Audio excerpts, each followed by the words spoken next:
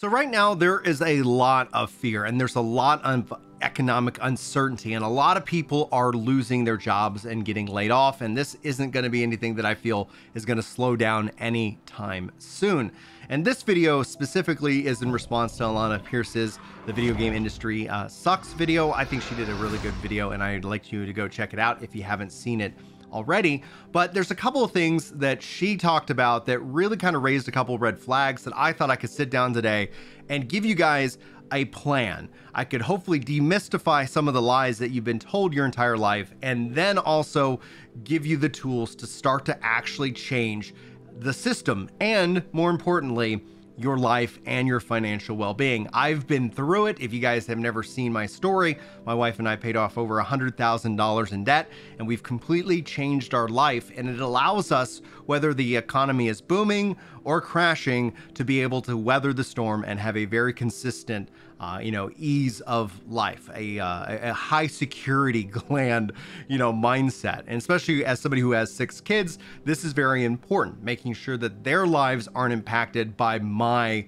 choices, especially when it comes to a financial aspect, because, just like the people who got laid off, and my heart goes out to you, that's a very human experience. I've been laid off. Most likely everybody watching this video has been laid off at some point in life, and it's never fun and it's never exciting because your means of production, your means of supporting yourself are ripped out from you. But let's focus in on the video, and this video itself is kind of going to focus on 3 things. First, these companies aren't your friends. I think that's something that we get lulled into, especially in the current culture war crisis of companies supporting this, that, or the other thing. And that in and of itself, I think, needs to absolutely stop. But we're going to talk a little bit about that. We're going to talk about the lies that you've been convinced of for this entire time. And if I can reach one of you guys watching this video today, hopefully that's going to be the most important segment. And then finally, the third kind of idea that this video is going to hopefully present to you is action that you can take to truly change your life, building on the first 2 pieces of this video. Now, like I said, red flags from Alanah. The first thing that came out of the gate swinging was the blame of capitalism. And whether you like capitalism or don't like capitalism, I don't think we actually are in a capitalistic society. We have capitalism for you and me, but we have socialism for the rich. And we see that constantly with bailouts. I think that's always been a bad idea. I know I'm not, dumb enough or smart enough to really think I can truly understand like what levers need to be pulled. So I'm not going to sit here and, play the blame game, because I see that easy. That's the easy thing we can do online. We could point to something, say that's the problem, but really we're, watering it down and not having a real detailed or action focused, discussion. So in this case, whether you like capitalism or not, like, it's irony or ironic to me, maybe it's not truly ironic, but that we're complaining about capitalism on platforms that are funded and designed by capitalism, right? Like, capital in and of itself at its purest form is money that allows for businesses to operate, and there's costs to that borrowing, and we're seeing that, and we're going to see that more and more as money gets more expensive. And really the real kicker that a lot of people aren't talking about, and this is something that I wish more people would understand, as the boomers get ready to retire, they're taking their money out of investing and putting it into bonds and things that are very secure and very predictable. And that's going to make capital, the cost of it, much more expensive. So you think that anything that is going on right now is bad, just wait. Now, at some point, those boomers are going to retire, and we'll see the largest wealth transfer in history actually hit the millennial generation. So who knows what that's going to look like? Ultimately, time will tell. But when we talk about these businesses, they'll put on a front. They'll lie to you and like, hey, we're not a company, we're a family. And when you hear things like that, you should either run or you should get as much money as you can from them, because I can't fire my brother from Thanksgiving, nor would I want to. Dude's awesome, but that is such a lie, and it eases people in. So along with corporations, they're actually there to make money. That's why they exist. Sometimes when I say that, a lot of people come in and say, oh, this corporation has these kind of values. People running the corporation have that values, but the sole purpose of that job, that company, is to make a profit. Even nonprofits have to make a profit. That's just a tax designation, not necessarily a mission, because they got to make money so that they can pay their people and ideally do something good in the world. But some of the profits, the nonprofits out there are complete scams. So just do your research when it comes to that. Now, companies aren't your friends. We talked about that. Let's talk about the lies that you've been told. Credit cards are your friend. They're going to help you out. You need a credit score. None of that's true, but it is just an ease of use system that makes your life convenient. But all it is serving to entrap you into a cycle of debt. Some people watching this video can handle credit cards. I'm not really talking to you. You pay your credit card off every month. You've got a 6-month emergency fund saved up in case you get laid off. Okay, you're not being addressed here. You're fine. I don't care what you do and how you manage your money. At the end of the day, most people can't, and they get trapped. They're like, I'm getting rewards, I'm doing this. And maybe they're able to keep it up for a couple of months, but all of a sudden that slips in. And then just like, it kind of feels like it happens all of a sudden, you're at 20 and 30% interest, stealing your future away from you.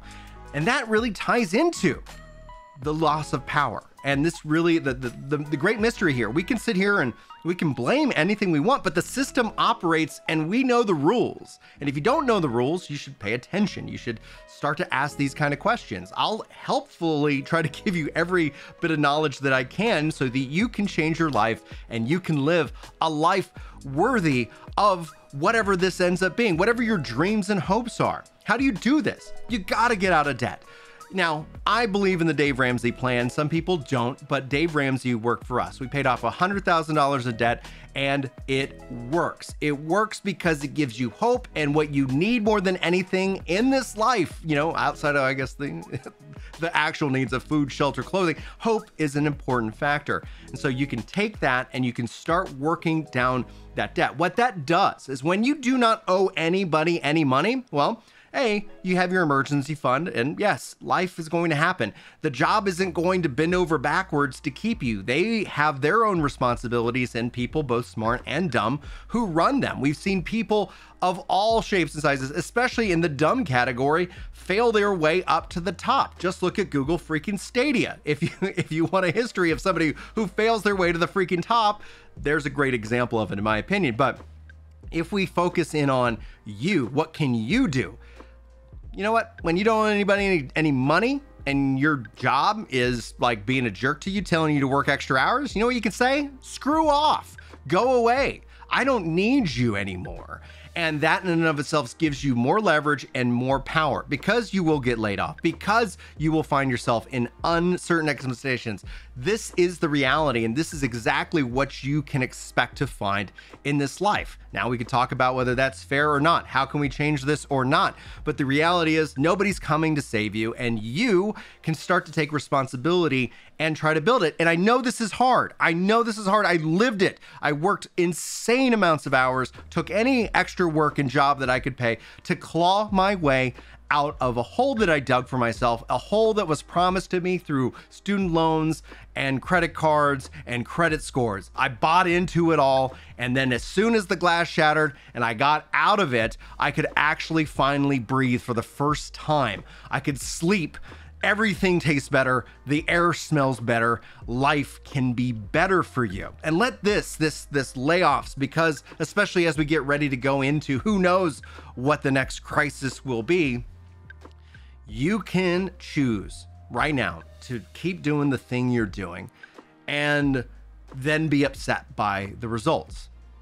Or you can sit down and you can choose to change your life. And it starts with being free. You're not really free if you owe people money. Now, whether you want to believe in biblical principles or not, the Bible says the borrower is slave to the lender. So if you are, in debt to Capital One, what's in your wallet? They own you, and they will continue to own you, and they'll continue to take your leverage from your job. And that's the thing a lot of people don't connect. When you're sitting here, you're not getting the right raises, you're not doing these kind of things.